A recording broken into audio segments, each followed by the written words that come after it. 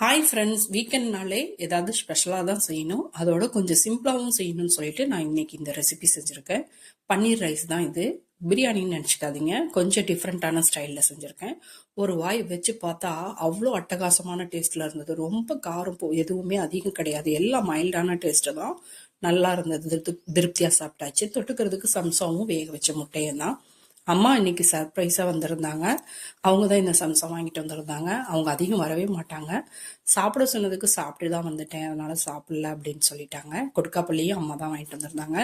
இது நிறைய பேருக்கு தெரியுமான்னு தெரியல. இது நல்ல குணங்கள்லாம் நிறைய இருக்கு. இதெல்லாம் சுகருக்கு நல்லதுன்னு சொல்றாங்க. அதோட பீரியட்ஸ் அதிகமாக இருக்கிற டைம்லயும் இது எடுத்துக்கலாம்னு சொல்றாங்க. கொஞ்சம் துவர்ப்பா இருக்கும், இனிப்பு சுவையும் இருக்கும். இதை பத்தி வேற பலன்கள் தெரிஞ்சாலும் கமெண்ட்ல சொல்லுங்க. உங்களுக்கு இந்த வீடியோ பிடிச்சிருந்தா லைக் பண்ணுங்க, சப்ஸ்கிரைப் பண்ணுங்க, கமெண்ட் பண்ணுங்க, சப்போர்ட் பண்ணுங்க ஃப்ரெண்ட்ஸ். தேங்க்யூ.